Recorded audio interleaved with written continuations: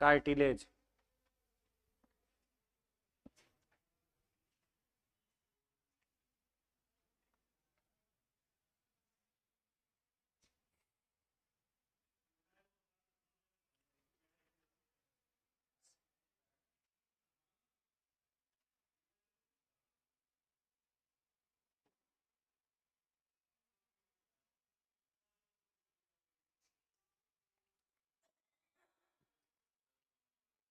दो नंबर में है एडिपोज, ADIPOSE।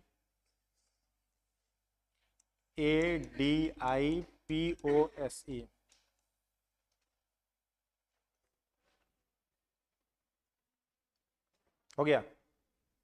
तो दो तरह का टिश्यू होता है जंतुओं में। एक टिश्यू का क्या नाम है? एपिथेलियल, और एक का नाम है कनेक्टिव। ठीक है।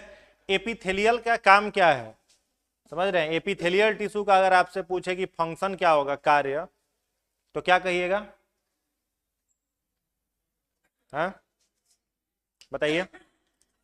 ये पाया कहां पर जाता है? तो सबसे पहले याद रखना है, शरीर में जितने भी अंग हैं तो अंगों के ऊपर।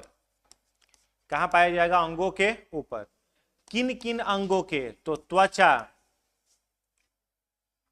उसके बाद लिखिएगा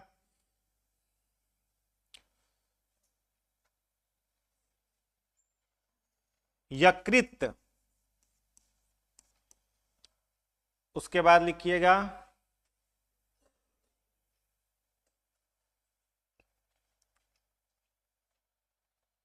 वृक्क इत्यादि। हो गया। इसका अगर आपसे पूछे कि कार्य क्या है,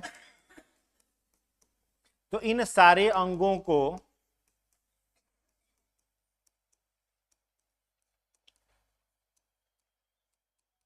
सुरक्षा प्रदान करना, इन सभी अंगों को यह सुरक्षा प्रदान करने का काम करेगा। अब जैसे मान लो ये आपकी त्वचा है, स्किन है, ठीक है, ये हो गया स्किन, त्वचा। तो त्वचा के ऊपर में एक आवरण बना हुआ है, एक लेयर बना हुआ है, और त्वचा के नीचे में भी एक लेयर बना हुआ है। त्वचा के ऊपर में भी है और त्वचा के नीचे में भी है।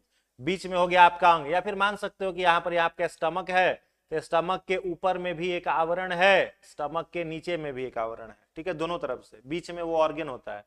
तो जो ये अंग है, ये त्वचा आपकी है जो पीले रंग से डिनोट करा गया है, इसके ऊपर जो टिश्यू है ना, वो कौन सा टिश्यू होगा? एपिथेलियल।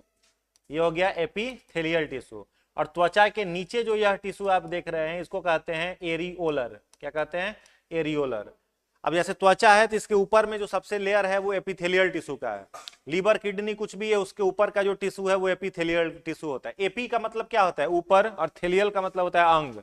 यानी शरीर के अंगों के ऊपर में जो आवरण एक बना हुआ है वो एपिथेलियल टिश्यू का होता है। और एपिथेलियल टिश्यू बाहरी चोटों से, आघातों से अंगों की, त्वचा की रक्षा करने का काम करते हैं।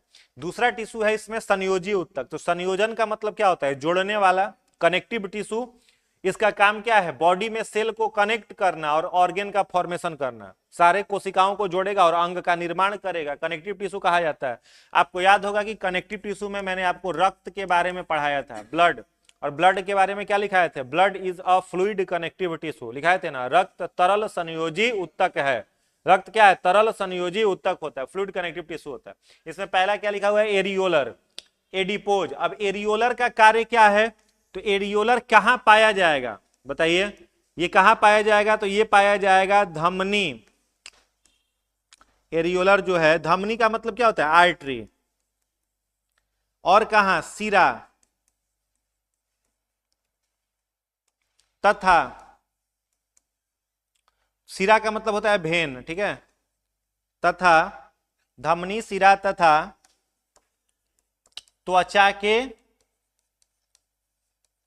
नीचे। धमनी, सिरा तथा त्वचा के नीचे। अगर क्वेश्चन पूछे कि मानव शरीर के तापमान को शरीर से बाहर कौन निकलने नहीं देता है, तो ये त्वचा के नीचे यही वाला आवरण जो आप देख रहे हो, यही ना शरीर के टेम्परेचर को बाहर निकलने से प्रोटेक्ट करेगा। तो ये वाला जो आवरण है पूरा का पूरा, ये कौन सा टिश्यू है? एरियोलर। कौन सा टिश्यू होगा? एरियोलर। ठीक है, तो शरीर के ऊपर एपिथेलियल और शरीर के अंगों के नीचे एरियोलर टिश्यू मिलेगा। दूसरा देखिए, दूसरा क्या है, एडिपोज। तो एडिपोज टिश्यू आपको कहां पर मिलेगा, तो एडिपोज टिश्यू आपको मिलेगा नेत्र गोलक, नेत्र गोलक माने आई बॉल, तथा किडनी में यह वसा संचय करता है, वसा संचय करता है। नेत्र गोलक तथा किडनी में यह वसा संचय करता है। ठीक है, नेत्र गोलक का मतलब आई बॉल। आई बॉल को एक और नाम से हम लोग जानते हैं। नेत्र गोलक का कौन सा भाग, नेत्र गोलक का कौन सा भाग, स्क्लेरा। आंख में हम लोगों का जो सफेद वाला भाग होता है ना जी, आंख का कौन वाला भाग, सफेद वाला भाग, उसे क्या कहा जाता है, स्क्लेरा, जो व्हाइट वाला है। अब बीच में आइरिस है, आइरिस के अंदर रेटिना है, कॉर्निया है, जो काला वाला भाग है सब उसी के अंदर है ना। और जो पूरा का पूरा सफेद वाला भाग है आंख का, उसको क्या कहा जाता है, स्क्लेरा। तो स्क्लेरा में कौन सा टिश्यू आपको मिलेगा, एडिपोज। क्वेश्चन पूछे कि आंख पर अगर हल्का फुल्का चोट लगता है तो आंख को दिक्कत नहीं होती है, उसे रक्षित कौन सा ऊतक करता है, तो क्या कहिएगा, एडिपोज टिश्यू।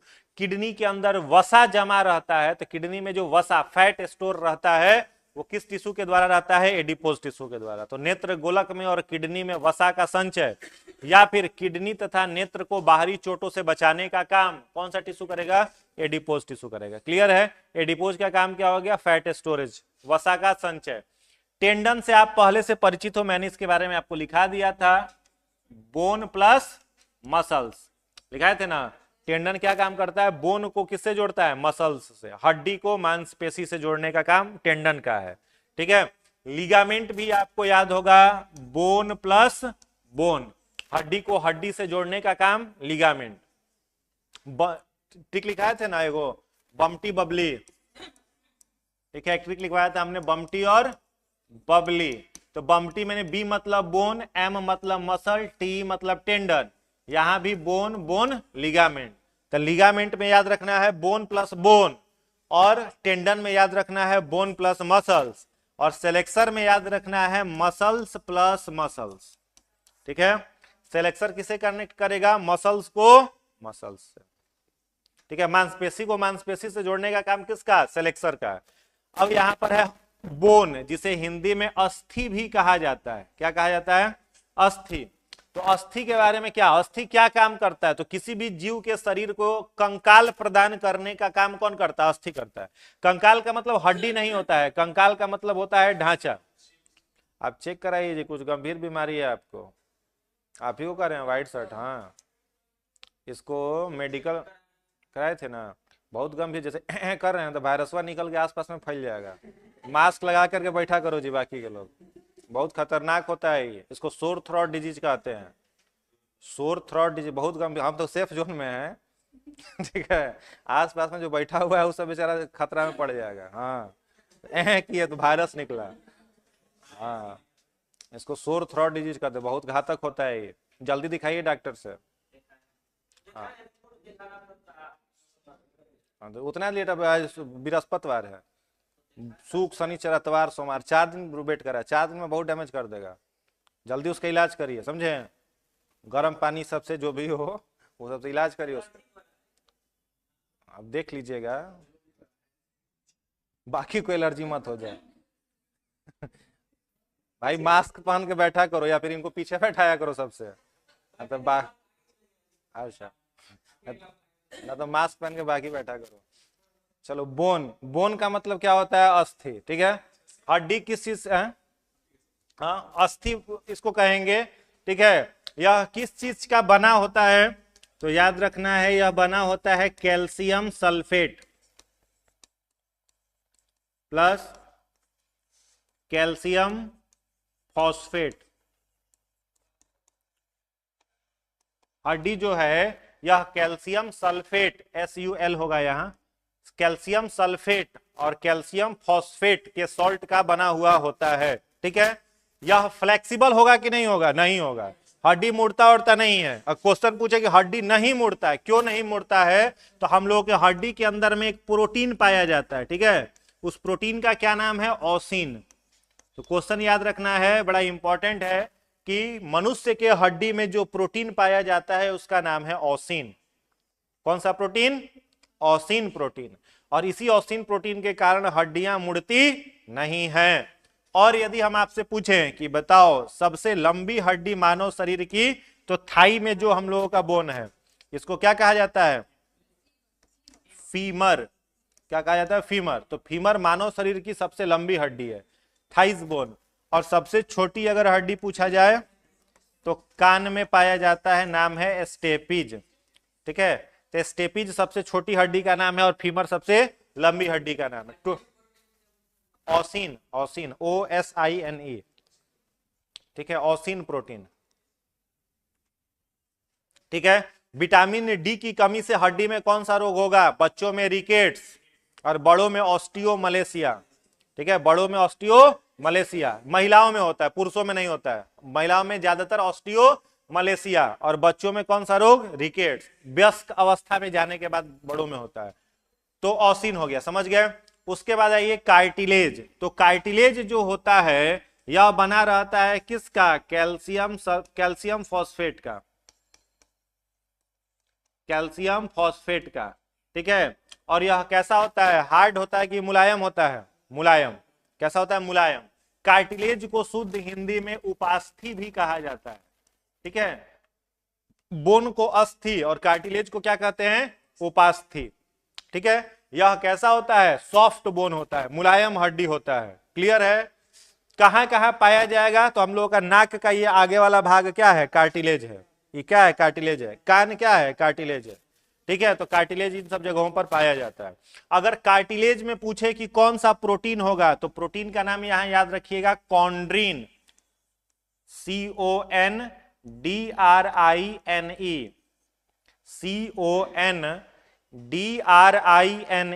कॉन्ड्रीन नामक प्रोटीन पाया जाता है कार्टिलेज में। हड्डी में ऑसिन और कार्टिलेज में कॉन्ड्रीन। ठीक है, ये पाया जाता है। एक और पॉइंट लिख लीजिएगा कार्टिलेज में, शार्क मछली का शरीर कार्टिलेज का बना होता है। शार्क मछली का शरीर कार्टिलेज का बना होता है। शार्क मछली का शरीर कार्टिलेज का बना होता है। ठीक है, इकलौती मछली जिसका पूरा शरीर कार्टिलेज का है वो कौन है? शार्क। पूरा शरीर उपास्थि का रहता है शार्क मछली का। सबसे लंबी मछली, सबसे बड़ी मछली कौन सी है? शार्क ही है। समझ गया? ब्लू व्हेल को मछली मत कहिएगा, वो स्तनधारी जीव है। समझ गया? सबसे बड़ी मछली कौन है? शार्क।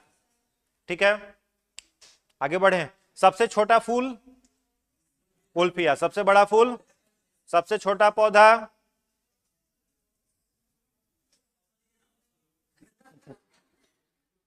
पक्का सुने नहीं होंगे नाम आप इसका, एसिटाबुलेरिया। सुने हैं? ओ ठीक है, तब सबसे छोटा वृक्ष का नाम याद रखना, पौधा का नाम याद रखना है एसिटाबुलेरिया। और सबसे बड़ा पौधा का नाम याद रखना है सिकोवा। सिकोवा, या फिर इसी को एक और नाम से यहाँ आता है यूकेलिप्टस।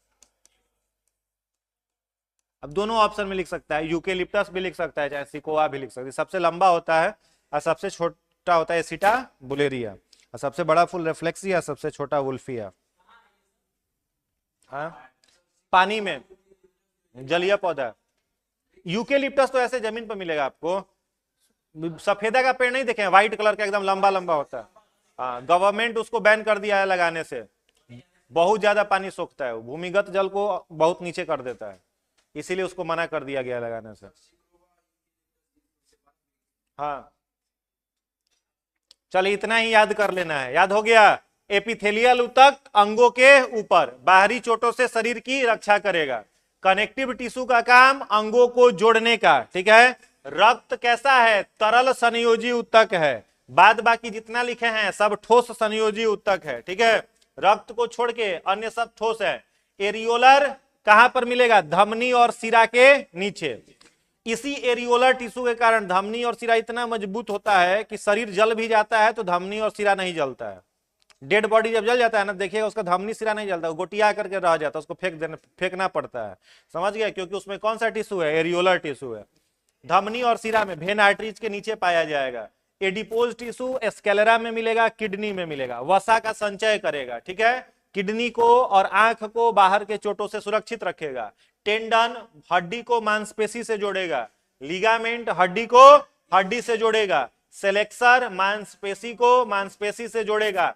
हड्डी जो है वो कैल्शियम फॉस्फेट कैल्शियम फॉस्फेट का बना हुआ है। हड्डी में ओसिन नामक प्रोटीन पाया जाता है। सबसे लंबी हड्डी का नाम फीमर, सबसे छोटी हड्डी का नाम है स्टेपीज। कार्टिलेज मुलायम हड्डी होता है। शार्क मछली का पूरा शरीर कार्टिलेज का बना है। कार्टिलेज का निर्माण कैल्शियम फॉस्फेट से होता है। इसमें कॉन्ड्रिन नामक प्रोटीन पाया जाता है। क्लियर? बस इतना ही जंतु में याद कर लेना है। अगला हेडिंग बनाएंगे,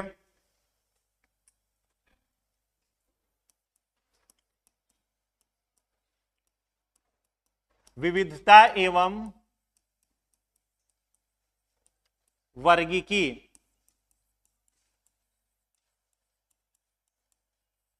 diversity and taxonomy.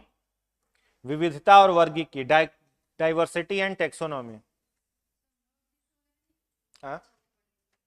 Diversity and taxonomy हो गया। अब देखिए इसको समझिएगा। देखिए विविधता का मतलब क्या होता है? धरती पर जितने भी जीव हैं उसमें अलग अलग वेराइटी है ना। मनुष्य में भी एक दो वेराइटी मिल जाएगा, नहीं मिल जाएगा? तो मनुष्यों में वेराइटी है, अलग अलग वेराइटी का मिलेगा। हाँ, अलग अलग प्रजाति का भी मनुष्य मिल जाएगा। क्या जानवरों में देखिए, कुत्ता में भी कई गो वेराइटी है। सड़क वाला स्ट्रीट डॉग अलग है, वोडाफोन वाला अलग है, उसको क्या बोला जाता है? पग डॉग बोला जाता है। पग डॉग अलग है, जर्मन शेफर्ड अलग है। सब क्या होता है? अलग अलग उसमें वेराइटी है। चावल भी आदमी खाता है तो कई वो वेराइटी है उसमें। तो उन सबको क्या कहा जाता है? विविधता। विविधता मतलब धरती पर हजारों प्रकार के स्पेसीज हैं, वे सब अलग अलग हैं, वो विविधता। और विविधता के बारे में बायोलॉजी का जो ब्रांच अध्ययन कराता है उस ब्रांच को क्या कहते हैं? वर्गीकी। ठीक है, विविधता का अध्ययन कराने वाला ब्रांच वर्गीकी। ठीक है, तो वर्गीकी को अगर हम लोग डिफाइन करें, टेक्सोनॉमी को, वर्गीकी को अगर डिफाइन करें टेक्सोनॉमी को, तो कहते हैं हम लोग जीवों के पहचान। बहुत इंपॉर्टेंट लाइन लिख रहे हैं, कई बार एग्जाम में पूछा है। पहचान माने आइडेंटिफिकेशन, कॉमा वर्गीकरण, क्लासिफिकेशन, क्लासिफिकेशन, क्लासिफिकेशन तथा नामकरण। नामकरण मतलब नोमेनक्लेचर का अध्ययन वर्गीकी है।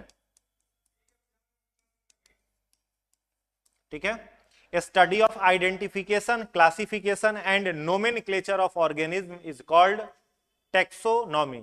ठीक है, अब जैसे आपको कोई जीव दिखाई दिया तो सबसे पहले आप उसको क्या करोगे? पहचान करोगे कि जंतु है। तो जंतुओं में भी क्या है? अब आपको मान लो एगो सांप दिखाई दिया और दूसरा आपको एगो मछली दिखाई दिया, तो दोनों में पहले पहचान करोगे ना कि सांप है तो रेप्टाइल्स में आएगा, मछली है तो फिशेस में आएगा, पक्षी है तो एप्स में आएगा। सबसे पहले किसी जीव को देखने पर उसका क्या किया जाता है? पहचान। पहचान के बाद उसको क्या किया जाता है? वर्गीकृत कर दिया जाता है। ये एप्स में गया, ये रेप्टाइल्स में गया, ये एम्फीबियंस में गया। क्या? और जब उसको वर्गीकृत कर दोगे फिर उसका क्या करोगे? नाम रखोगे। ठीक है, तो जीवों की वह विज्ञान की वह शाखा जिसमें पहचान, वर्गीकरण और नामकरण का अध्ययन कराया जाता है उसको क्या कहते हैं? वर्गीकी, टेक्सोनॉमी। ठीक है, अब इस टेक्सोनॉमी का पर सबसे पहले रिसर्च जिस वैज्ञानिक ने किया, जनक इसका कहा जाता है किसे? कैरोलस लिनियस को। Carolus Linnaeus. कई जगह पर कैरोलस लिनियस न लिख करके कार्ल वोन लिन भी लिखा हुआ मिलेगा। कार्ल वोन लिन, इन्हें कहा जाता है फादर ऑफ टेक्सोनॉमी, वर्गीकी का जनक। ठीक है, फादर ऑफ टेक्सोनॉमी, वर्गीकी का जनक कौन? Carolus Linnaeus. इन कैरोलस लिनियस ने एक बहुत प्रसिद्ध पुस्तक लिखी थी, किताब लिखी थी, जिसका नाम था सिस्टेमा नेचुरे। सिस्टेमा नेचुरे। ठीक है, बायोलॉजी में देखिए 3 वो किताब का नाम ही पूछता है। ठीक है, हाँ लिनियस का लिखा हुआ है। ठीक है, बायोलॉजी में 3 किताब का नाम पूछता है। एक किसका? लैमार्क का। तो लैमार्क का किताब मैंने क्या लिखाया था? Philosophy zoology, philosophy zoology. दूसरा किताब डार्विन का, द ओरिजिन ऑफ स्पेसीज। और तीसरा किताब कैरोलस लिनियस का Systema Naturae. The origin of species में डार्विन ने कौन सा थ्योरी का जिक्र किया था? नेचुरल सिलेक्शन, प्राकृतिक चयनवाद का। लैमार्क ने जो किताब लिखी थी फिलोसोफी जूलॉजी, उसमें किस थ्योरी का जिक्र किया था? अंगों का उपयोग और अनुपयोग, कल बताया था ना, यूज एंड डिसयूज ऑर्गेन। और इन्होंने जो किताब लिखी कैरोलस लिनियस ने सिस्टेमा नेचुरे, इसमें किस थ्योरी का जिक्र किया? वर्गीकी। किसका जिक्र किया? वर्गीकी का जिक्र किया। तो सिस्टेमा नेचुरे पुस्तक इनके द्वारा लिखी गई थी। एक और पॉइंट लिखिएगा, लिनियस को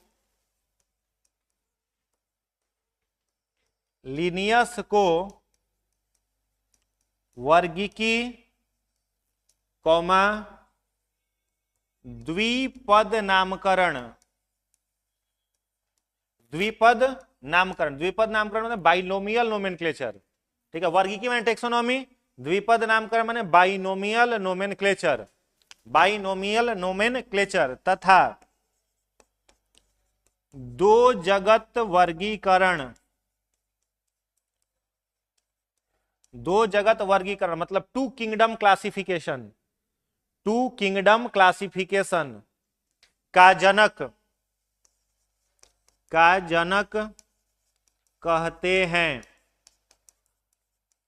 ठीक है, का जनक कहते हैं। तो लिनियस को तीन चीजों का फादर कहा जाता है। पहला, इन्हें किसका फादर कहा जाएगा? वर्गीकी का। वर्गीकी मतलब आप समझ चुके हैं, द्विपद नामकरण का और दो जगत वर्गीकरण। द्विपद नामकरण अभी हम लोग समझेंगे। दो जगत वर्गीकरण मतलब शुरुआत के दौर में धरती पर जितने सारे जीव थे उन्हें दो ही जगत में बांटा गया था, एक पादप जगत और दूसरा जंतु जगत, प्लांट किंगडम और दूसरा एनिमल किंगडम। धरती पर शुरू में दो ही किंगडम था, प्लांट और एनिमल। कोई कहता था कि बैक्टीरिया के बारे में कहां पढ़ेंगे, तो लिनियस साहब कहते थे प्लांट में पढ़ लो। कोई कहता था कि अमीबा के बारे में कहां पढ़ेंगे, तो कहते थे जंतु में पढ़ लो, जबकि ये गलत था। अमीबा जो है वो जंतु है ही नहीं, वो क्या है? प्रोटिस्टा है, ठीक है। वैसे ही पादप में बैक्टीरिया के लिए अलग जगत का जरूरत है, मोनेरा किंगडम का। तो शुरुआत में खींच तान के काम चल रहा था दो ही जगत पर, पादप और जंतु। बहुत आगे एक वैज्ञानिक आए 1969 में जिनका नाम था आर.एच. व्हिटेकर, ठीक है। उन्होंने इस दो जगत को खारिज किया और कितना जगत बना दिया? 5 जगत। सभी जीव जो धरती पर है उनको 5 जगत में रखा। किसने? आर.एच. व्हिटेकर ने। लेकिन शुरुआत में केवल दो ही जगत पर काम चल रहा था, पादप और जंतु, और ये जगत देने वाले वैज्ञानिक कौन थे? Carolus Linnaeus. तो कैरोलस लिनियस को वर्गीकी का जनक, कैरोलस लिनियस को द्विपद नामकरण पद्धति का जनक, कैरोलस लिनियस को दो जगत वर्गीकरण का जनक, तीनों कहा जाता है। अब द्विपद नाम, इसमें कहीं कोना नाम लिख लीजिएगा। द्विपद दो जगत वर्गीकरण में पादप और जंतु, केवल दो ही जगत थे, पादप और जंतु। अब द्विपद नामकरण क्या कहलाता है? द्विपद नामकरण पद्धति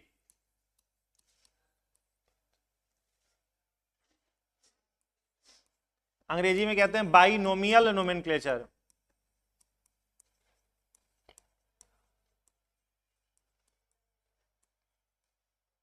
ठीक है, ये क्या होता है लिखिएगा इसमें जीव के नाम को दो शब्दों में लिखा जाता है। पहला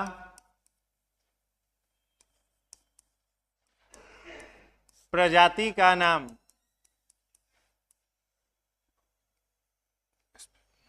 सॉरी,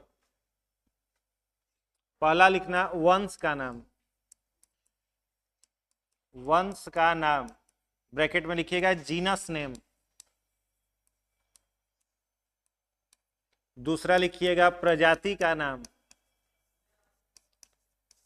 प्रजाति का नाम स्पेसीज नेम,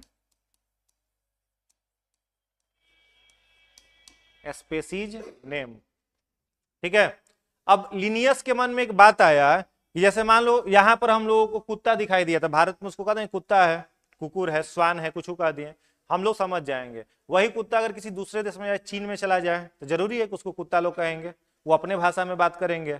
जापान में चला जाए, वहां के लोग अपने भाषा में बात करेंगे। तो इनके मन में क्या बात आया कि एक ऐसा नाम हम रखें धरती पर जितने जीव हैं, जिसमें भी लाइफ है, कि उसको पूरे वर्ल्ड में उसी नाम से जाना जाए। ठीक है, वो नाम कहीं बदले नहीं। और नाम को बदलना है तो उसकी अथॉरिटी किसी स्पेसिफिक ऑर्गेनाइजेशन के पास होनी चाहिए। इसी बात को ध्यान में रखते हुए उन्होंने कौन सी पद्धति बनाई? द्विपद नामकरण पद्धति, जिसमें जीव का सबसे पहले कौन सा नाम लिखा जाता है? जीनस, वंश का नाम। फिर दूसरा क्या लिखा जाता है? उसके प्रजाति का नाम। एग्जाम्पल से समझिएगा, जैसे हम लोग मानते हैं कि कोई जानवर है, ठीक है, जैसे मान लो काऊ है, गाय। तो गाय का एक ऐसा नाम रखो जो पूरे वर्ल्ड में जाना जाए। वो क्या है? वो है बॉस इंडिकस या टेरस। गाय का क्या नाम रखा गया है? बॉस इंडिकस या टेरस, दोनों है। तो बॉस जो वर्ड है, ये कौन सा वर्ड है? जीनस। क्या है? जीनस, वंश का नाम। और इंडिकस या टेरस जो है वह किसका नाम है? स्पेसीज का, प्रजाति का। और दोनों वर्ड को याद रखना है, जीनस नेम हमेशा कैपिटल लेटर से स्टार्ट होगा और स्पेसीज नेम हमेशा स्मॉल लेटर से। और दोनों को क्या करेंगे? सेपरेटली अंडरलाइन कर दिया जाए। Genus name always start with capital letter while the name of species start with small letter and in student hand writing both are separately underlined. Exam में भी क्वेश्चन आएगा तो इसी फॉर्मेट में आएगा, दोनों अंडरलाइने किया हुआ आएगा। ये कैरोलस लिनियस का बनाया हुआ डिसिप्लिन था, ठीक है, उन्हीं का बनाया हुआ नियम है। तो गाय का क्या नाम रखा? बॉस इंडिकस या बॉस टेरस। अगर बात करें मोर का, पीकॉक, तो उसका है पाभो क्राई स्टेटस। पाभो क्राई स्टेटस, यहां ओ है, ए नहीं है, PAVO, पाभो क्राई स्टेटस। ठीक है, ये पीकॉक को कहता है। अब दुनिया में कहीं जाओ, ये नाम हर जगह चलेगा। समझ में आ रहा है? ठीक है, वैसे ही मान लो लायन है, शेर, इसका है, लिखिएगा, पैंथरा लियो। पैंथरा लियो, ठीक है। जीनस नेम कैपिटल लेटर से शुरू होता है, स्पेसीज नेम स्मॉल लेटर से शुरू होता है, बस। वैसे ही मान लो टाइगर, पैंथरा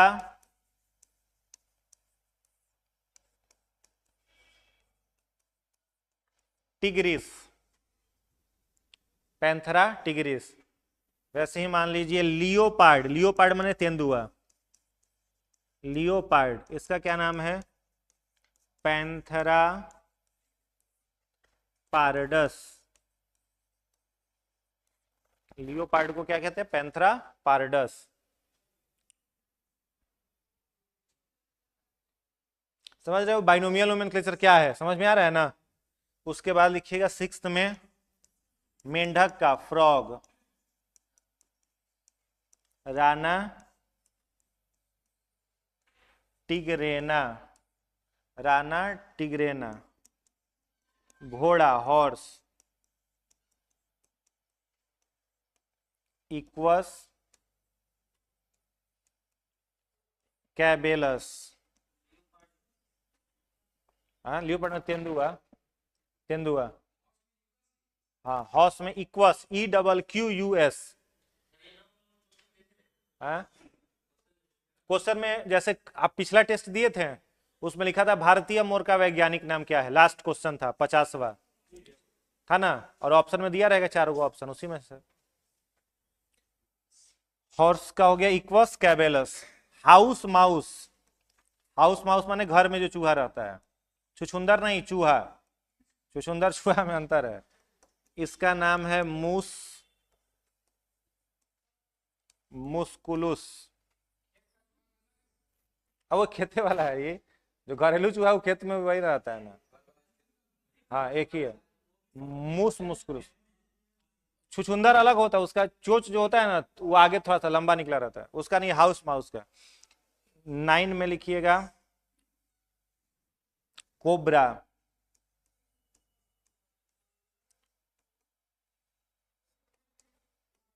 नाजा नाजा। जैसे हम लोग माउस को कहते हैं ना कि मूस है, तो हम लोग मूस जो बोलते हैं वो साइंटिफिक नेम ही बोलते हैं। अनजाने में ही बोलते हैं मूस, लेकिन वो साइंटिफिक नेम है। बिल्ली को अनुभव नहीं है भाई, उतना अनुभव नहीं है।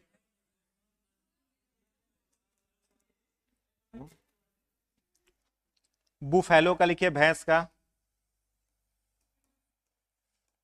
इसका है बुबैलस, बुबैलिस, बुबैलस, बुबैलिस।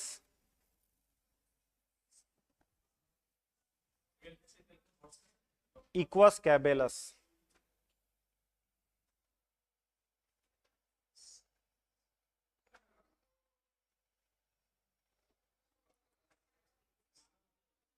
होमोसेपियंस।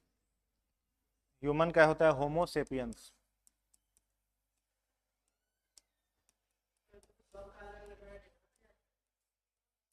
जो सिलेक्टेड है हम केवल वही लिखा रहे हैं, आपको उतना ही याद करिएगा। सबका हम कहाँ लिखा रहे हैं? हाँ, चुना हुआ लिखा। Equus, E double Q U S, Equus caballus, CABALUS।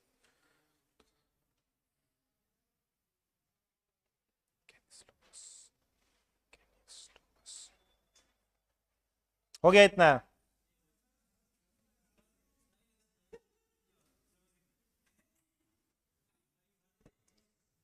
हाँ।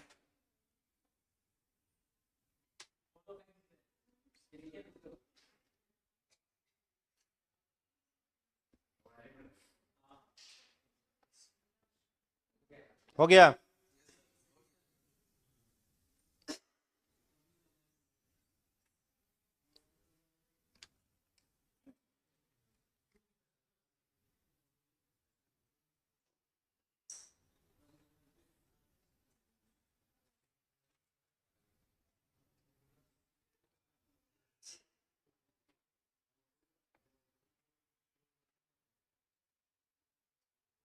हो गया।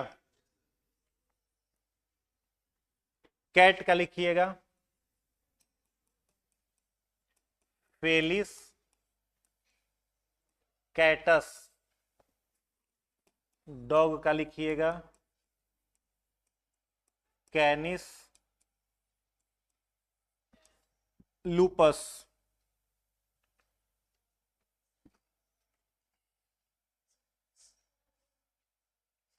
कुछ प्लांट का लिख लो अब। वीट का माने गेहूं, ट्राइटिकम एस्टिवम। राइस का लिख लेंगे, ओराइजा सेटाइवा। मैंगो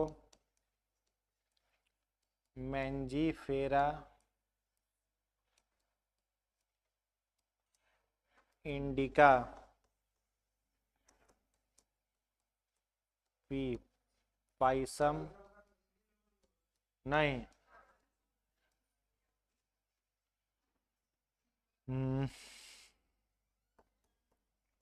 टोबैको निकोटीना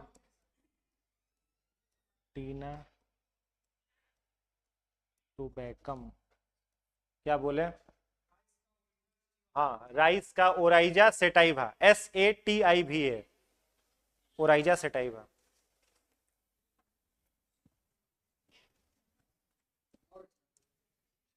कितना लिख लीजिए पहले।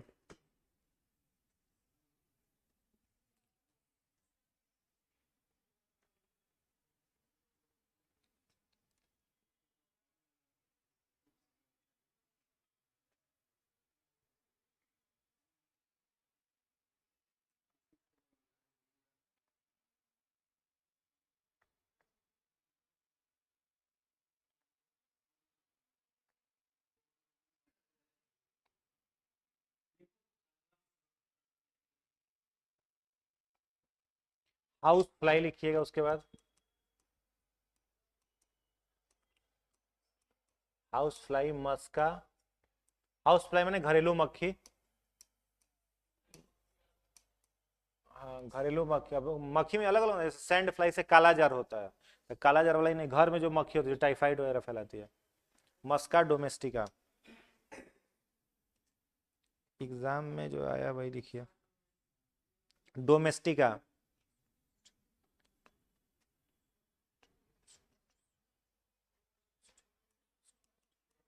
एप्पल,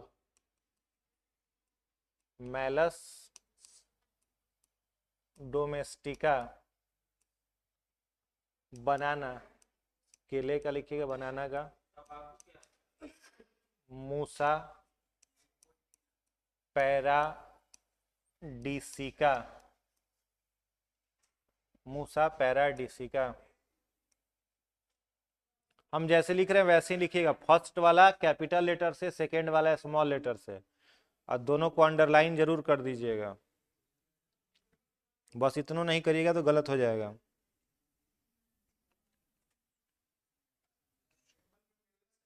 हाँ मैलस डोमेस्टिका।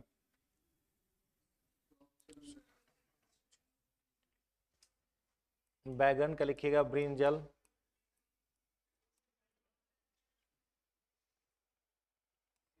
ब्रिंजल बैगन।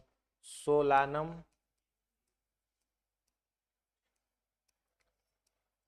मेलॉन,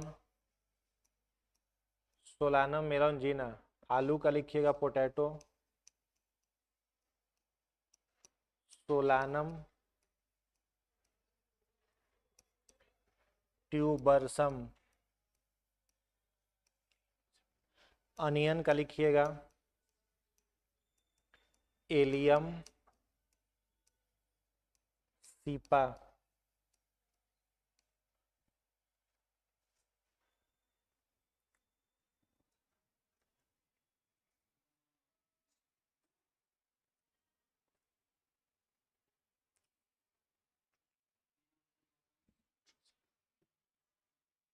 यहाँ एस नहीं होगा, यहाँ सी होगा, सुधार लीजिएगा। CEPA, CEPA।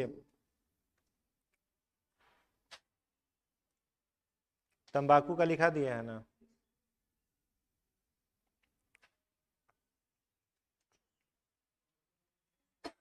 नींबू का लिखिएगा लेमन। साइट्रस लिमोनियम, साइट्रस लिमोनियम, उसका हो जाएगा, लिखाते हैं साइट्रस लिमोनियम। प्लांट का कर लीजिए जो इंपॉर्टेंट है।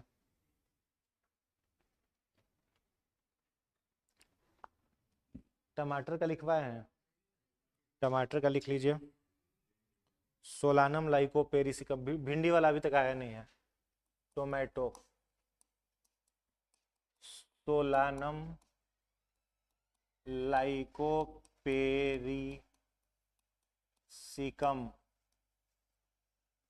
सोलानम लाइकोपेरिसिकम।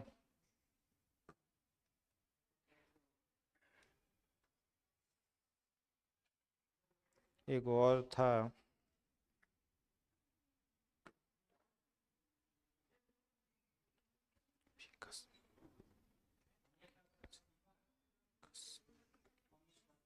हाँ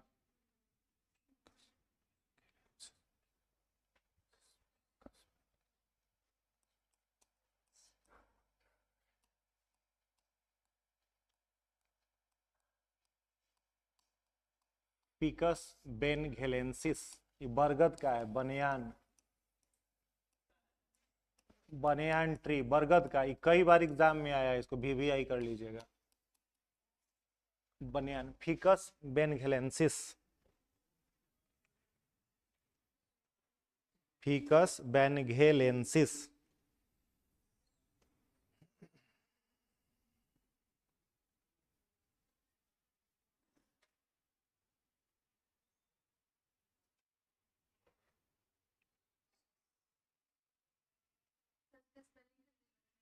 किसका?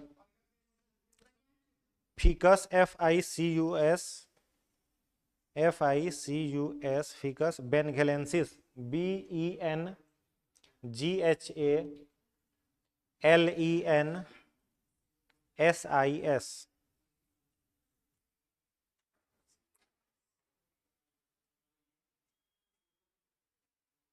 बस इतना ही।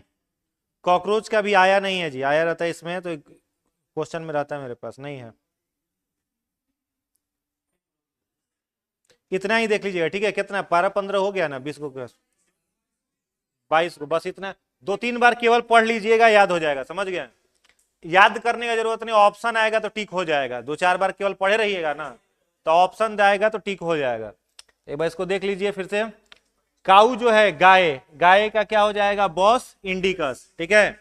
काऊ का बॉस इंडिकस या फिर बॉस टेरस, दोनों में से कुछ भी आ जाएगा।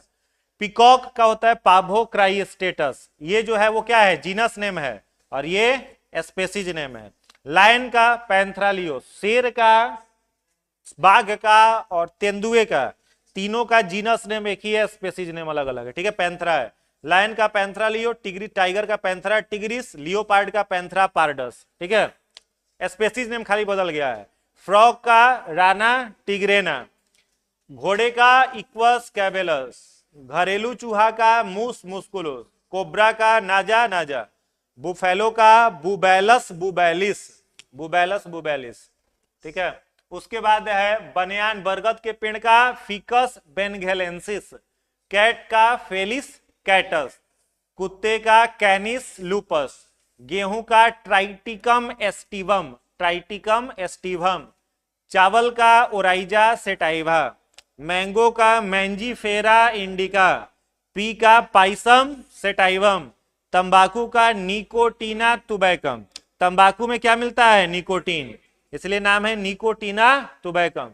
उसके बाद है टमाटर का सोलानम, स्पेलिंग सोलानम होगा, सोलानम, SOLANUM, SOLANUM, सोलानम, ठीक है। सोलानम लाइकोपेरिसिकम, क्योंकि टमाटर में लाइकोपिन होता है ना, इसलिए लाइकोपेरिसिकम याद रहेगा। सोलानम लाइकोपेरिसिकम। घरेलू मक्खी का मूसा डोमेस्टिका, मस्का डोमेस्टिका, मस्का डोमेस्टिका। एप्पल का मैलस डोमेस्टिका, ठीक है। मैलस का मतलब सेब में कौन सा अम्ल? मैलिक अम्ल। सेब में कौन सा अम्ल मिलता है? मैलिक एसिड, इसलिए मैलस है, समझ गए। एप्पल में मैलिक एसिड होता है, मैलस डोमेस्टिका। बनाना का मूसा पैराडिसिका, केला का मूसा पैराडिसिका। ब्रिंजल का सोलानम मेलोनजीना, सोलानम मेलोनजीना। पोटैटो का सोलानम ट्यूबरसम। अनियन का एलियम सीपा। लेमन का साइट्रस लिमोनियम, साइट्रस लिमोनियम, ठीक है। बस इतना ही ध्यान में रखना है। चलिए आगे बढ़ते हैं। अगला पॉइंट लिखिएगा, अगला पॉइंट लिखिएगा। 1969 में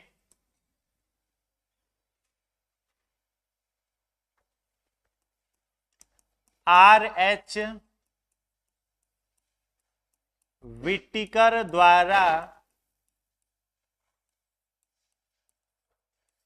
5 जगत वर्गीकरण, माने 5 किंगडम क्लासिफिकेशन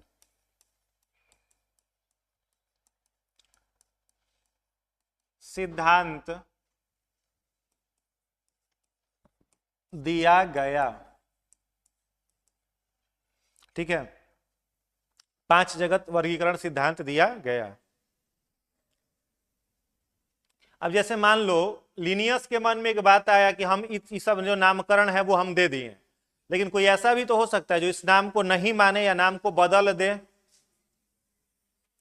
क्या हो सकता है ना। तो उनके मन में ये संशय आया, तो उन्होंने कुछ ऑर्गेनाइजेशन बना दिए हैं, कुछ संस्थाओं का निर्माण कर दिया, जिसकी अथॉरिटी उन्हीं संस्थाओं के पास है किसी भी नाम को चेंज करने के लिए या रखने के लिए, ठीक है। जैसे उन्होंने एक संस्था बनाई थी, इसमें नहीं कहीं अलग लिख सकते हो आप। एक संस्था उन्होंने बनाई ICZN। कौन सी संस्था बनाई? ICZN, लिनियस के द्वारा। ICZN का मतलब क्या? International Code for zoological nomenclature, international Code for zoological nomenclature. ये संस्था किसी भी जंतु के नाम में परिवर्तन कर सकती है या रख सकती है। International Code for zoological nomenclature पहली संस्था बनाई। दूसरा बनाया उन्होंने ICBN, international Code for botanical nomenclature. यह संस्था किसका नामकरण करेगी? पादप का, पौधा का, जैसे सोलानम लाइकोपेरिसिकम टमाटर का है ना, अब टमाटर का नाम बदलना होगा तो कौन बदल सकता है? केवल आईसीबीएन। किसी जानवर का, पैंथरा नाम बदलना है, कौन बदल सकता है? आईसीजेडएन बदल सकता है केवल। आ रहा है समझ में? एक संस्था इन्होंने बनाई ICMN, International Code for Microbial Nomenclature. यह किसका नामकरण कर सकता है और बदल सकता है? बैक्टीरिया का। किसका बदलेगा? बैक्टीरिया। जैसे बैक्टीरिया का भी द्विपद है ना नामकरण होता है, जैसे कोलरा का बैक्टीरिया, विब्रियो पॉलेरी, टाइफाइड का बैक्टीरिया साल्मोनेला टाइफी, तो 2 वर्ड तो उसमें भी है, साल्मोनेला और टाइफी, तो भी बाइनोमियल फॉर्म में है, तो उसका भी नामकरण कौन करेगा? आईसीएमएन। एक लास्ट संस्था बनाई उन्होंने आईसीवीएन, यह किसका नामकरण करेगा? वायरस का। आईसीवीएन किसके लिए? वायरस के लिए। तो 4 ऑर्गेनाइजेशन है जो नाम को रखने के लिए और बदलने के लिए, ठीक है।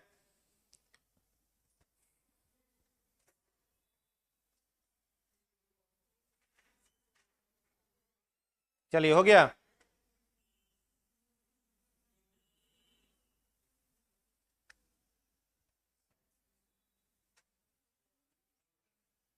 ठीक है।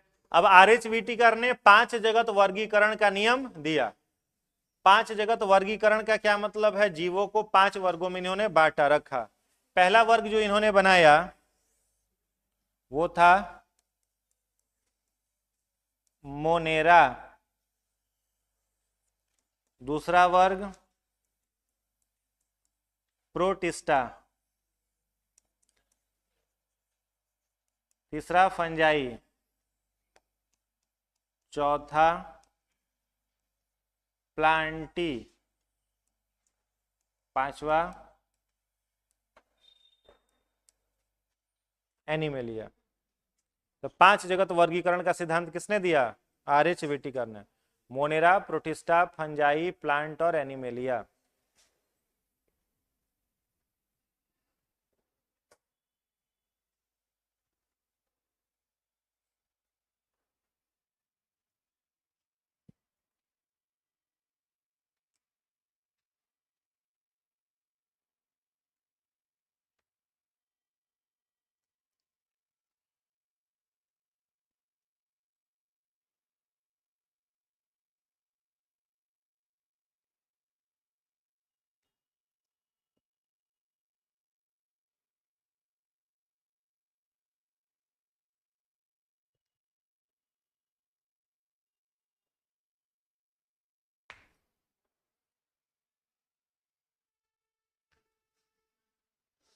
हो गया।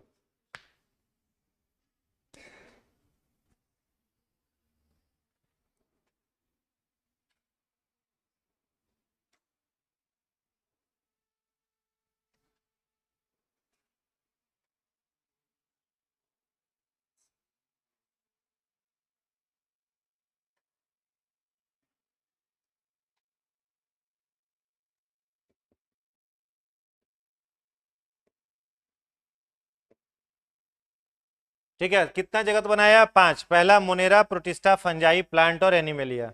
हो गया। अब इसको बनाने के लिए कुछ आधार चाहिए ना, कोई भी क्लासिफिकेशन करना है तो कुछ आधार पर किया जाएगा, तो इसका भी कुछ आधार उन्होंने बनाया था। क्या क्या आधार था? पहला आधार था वर्गीकरण का इनका क्या? पोषण। दूसरा आधार इनका क्या था? प्रजनन। तीसरा आधार क्या था? वातावरणीय संबंध।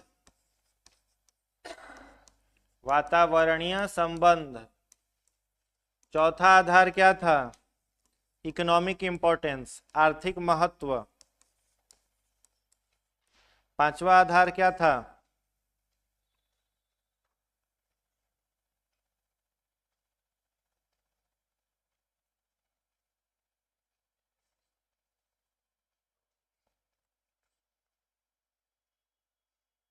ठीक है, हाँ, सेलुलर कॉम्प्लेक्सिटी, कोशिकीय संरचना। ठीक है, ये 5 आधार के आधार पर जीवों को कितने भागों में बांटा गया? 5। अब जैसे इस क्लास में हमको क्लासिफिकेशन करना हो तो किस आधार पर करेंगे? कुछ आधार बनाएंगे तभी ना वर्गीकरण करेंगे। हाइट के आधार पर कर सकते हैं, एक आधार बना सकते हैं हाइट। एक आधार बना सकते हैं टेस्ट वोस्ट लिया जाए, कितने लोग बढ़िया नंबर ला रहे हैं, कितने लोग मीडियम है, कितने लोग कम नंबर ला रहे हैं। जेंडर के आधार पर कर सकते हैं, इतने पुरुष इतनी लड़कियां, ये कर सकते हैं। तो कुछ आधार चाहिए क्लासिफिकेशन के लिए। तो आर.एच. व्हिटेकर ने कितने आधार बनाए? 5। और इन 5 को बेस बना करके उन्होंने जीवों को बांटा था। ठीक है, इसमें सब समझ रहे हो ना। एक और बात बताओ, प्रजनन जो है ये याद रखना है क्लासिफिकेशन का आधार है, जीवन का आधार नहीं है। ठीक है, जीवन का आधार प्रजनन नहीं है। जैसे जो जीव प्रजनन नहीं कर सकता है वो भी जीवित रहता है। जैसे इनफर्टाइल का एक एग्जांपल हमने आपको दिया होगा, याद होगा, हॉर्स के बीच में और डोंकी के बीच में जब क्रॉस कराया गया तो जो जीव जन्म लिया वो कौन लिया था? म्यूल, खच्चर। और खच्चर कैसा था? इनफर्टाइल था। ठीक है, तो रिप्रोडक्शन जो है वो वर्गीकरण का आधार है, जीवन का आधार नहीं है। ठीक है, तो ये 5 आधार बने थे। ठीक ना, अब इसमें एक एक करके फटाफट देखते चलिए। मोनेरा लिखिएगा, मोनेरा। मोनेरा में जो भी जीव आएंगे सभी कैसे होंगे? एक कोशिकीय यानी सिंगल सेल वाले। और कैसे होंगे? प्रोकैरियोटिक। प्रोकैरियोटिक। इनमें सेल वाल होगा, सेल वाल माने कोशिका भित्ति। इनमें कोशिका भित्ति पाया जाएगा, सेल वाल होगा। और इनकी कोशिका भित्ति किस पदार्थ की होगी? पेप्टिडो ग्लाइकेन की बनी हुई होगी। इसमें केवल, इसमें सिर्फ किसे रखा गया है? बैक्टीरिया को।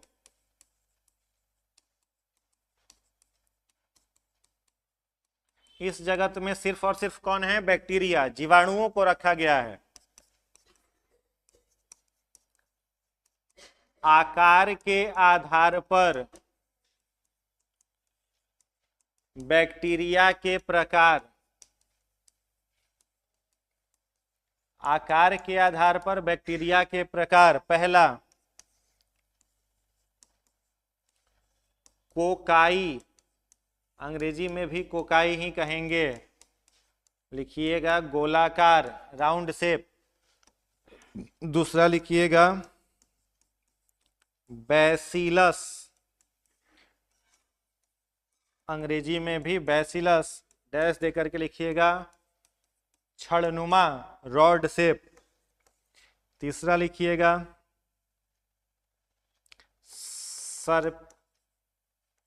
सर्पिलाकार, एस्पाइरिलम,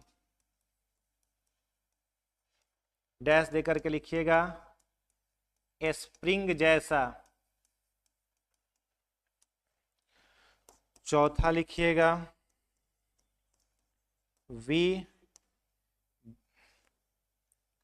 विब्रियो,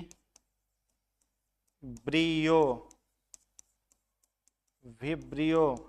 ये कैसे होंगे? कौमानुमा।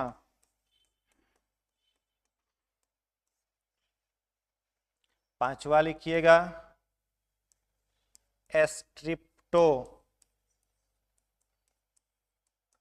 श्रृंखलाबद्ध, स्प्रिंग शेप।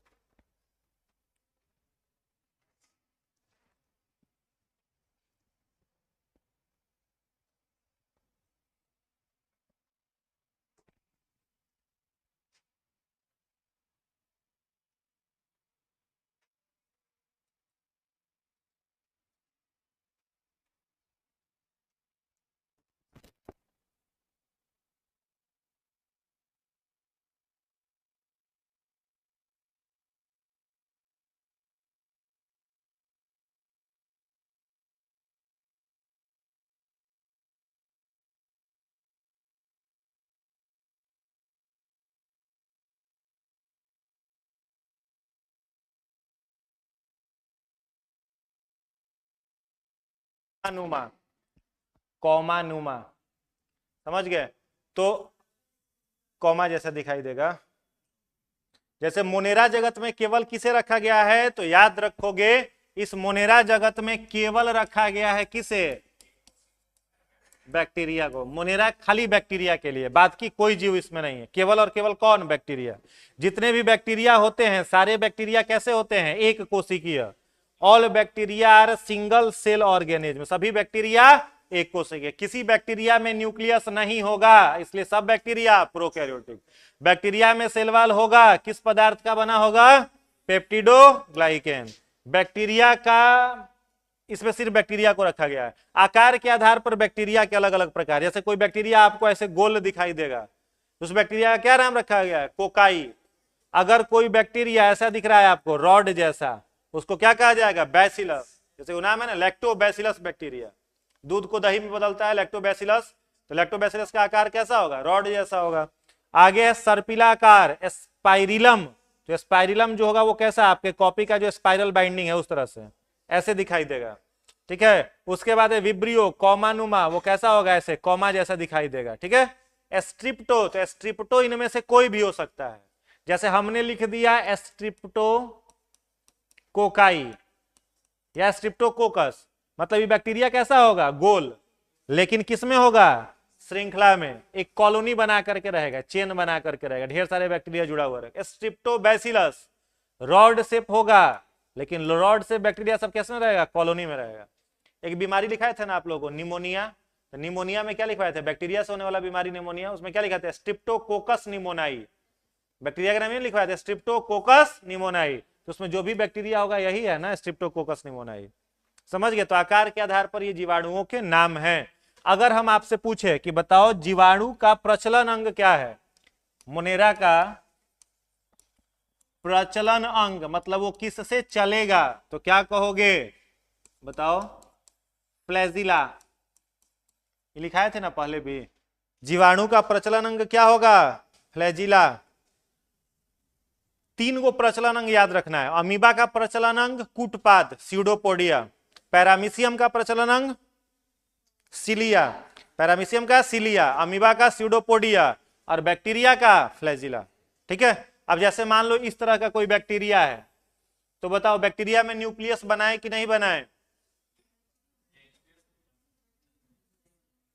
न्यूक्लियस होगा? नहीं होगा, क्योंकि प्रोकैरियोटिक है। सेल वॉल होगा कि नहीं होगा? होगा। तो ये सेल वॉल हो गया, ये क्या हो गया? उसका अंदर वाला सेल मेम्ब्रेन, ऊपर वाला सेल वॉल।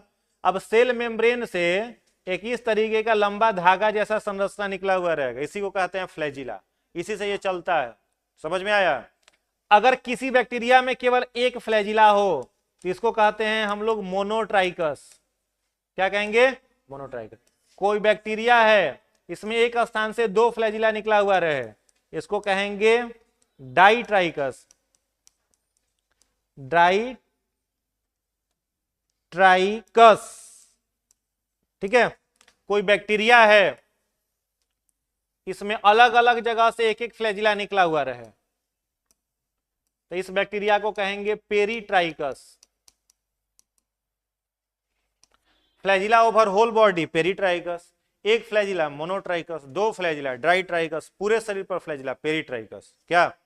तो फ्लैजिला इसका क्या है? प्रचलन अंग। इसी से वो क्या करेगा? लोकोमोशन करेगा। जैसे अमीबा स्यूडोपोडिया से करेगा, पैरामीशियम सिलिया से करेगा, तो वैसे ये फ्लैजिला से करेगा। आई बात समझ में?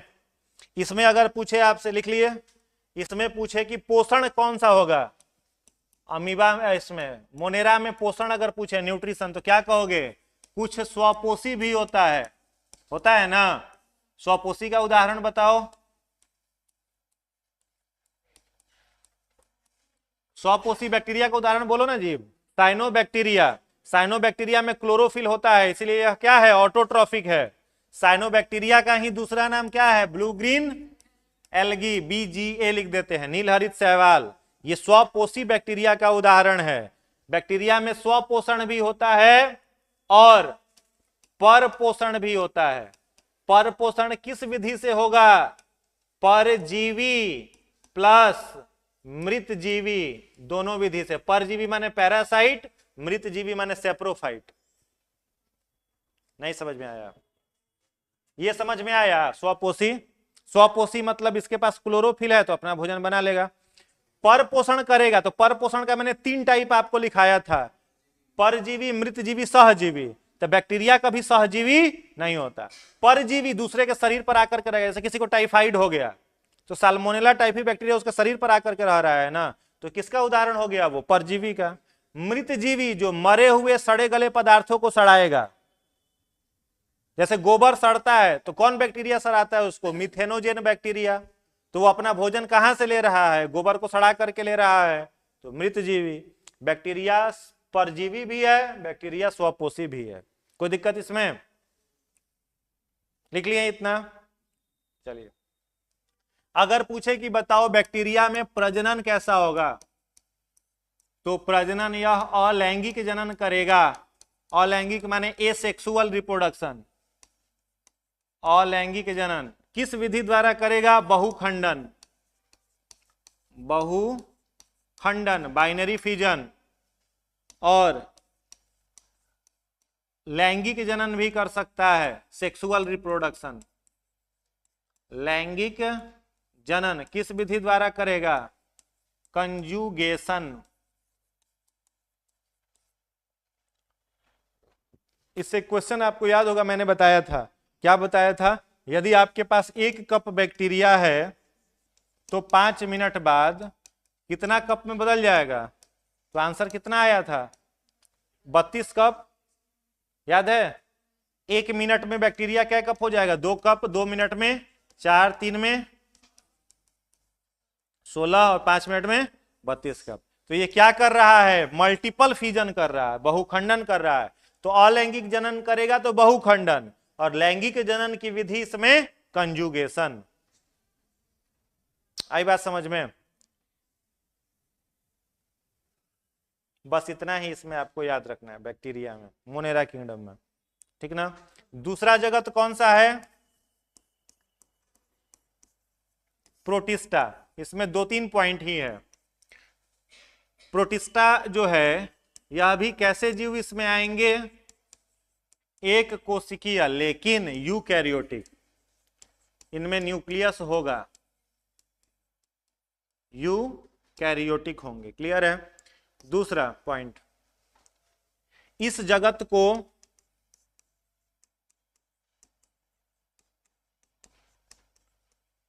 पांच जगत वर्गीकरण का कूड़ादान, कूड़ादान माने डस्टबिन, डस्टबिन कहते हैं।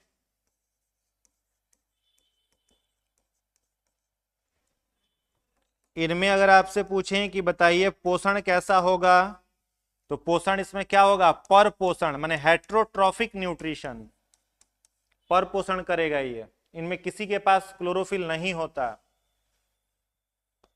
एग्जाम्पल लिखिएगा, अमीबा,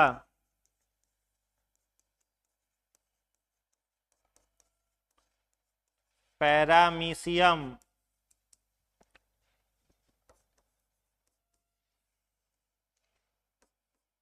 प्लाज्मोडियम,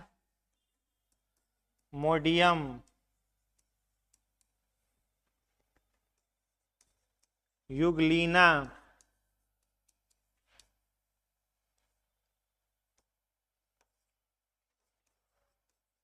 डायटम इत्यादि।